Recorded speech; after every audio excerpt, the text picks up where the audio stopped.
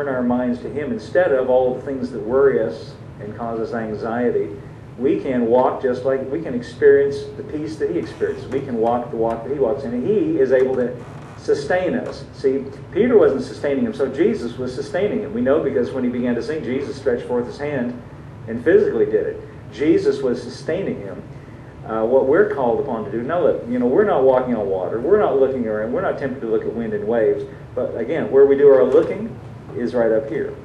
And we're tempted to take into consideration all the things that we don't know how it's going to work out. We don't know what's going to happen. But Jesus does, and He's able to work things out.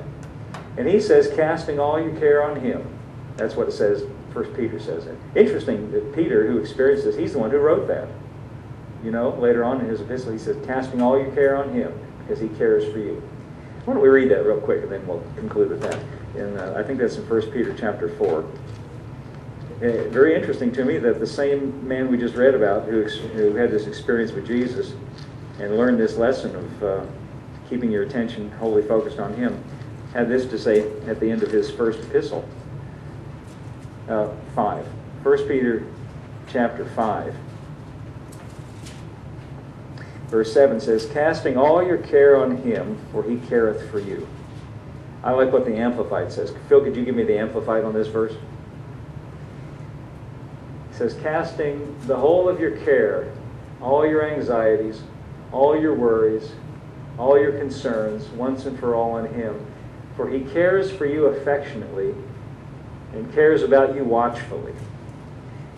Now, I think Peter knows from firsthand experience, and I think he's telling us something that we need to take into account, that Jesus really does care about us affectionately and about us watchfully. He cares about all the things that are like we just read about, all the things that cause us anxiety.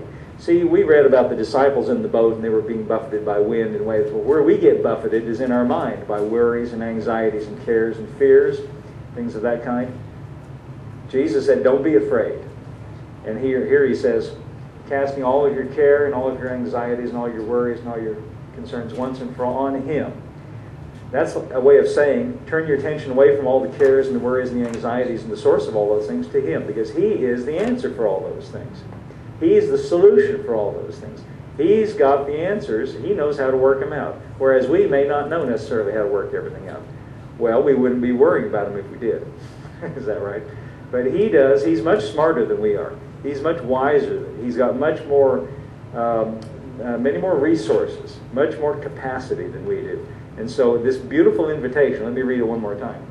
Casting the whole of your care, all your anxieties, all your worries, all your concerns once and for all on Him. For He cares for you affectionately and cares about you watchfully. Now the final thing I want to say about this is a choice that we have to make.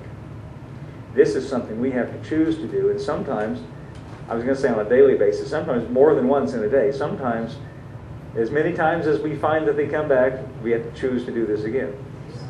We just have to, it's sort of what we were talking about before Thursday, about the fight of faith. Paul talks about the good fight of faith. Well, why is it a fight? Well, the fight is to keep all those things from coming back on you again. The fight is to keep your attention focused on Him.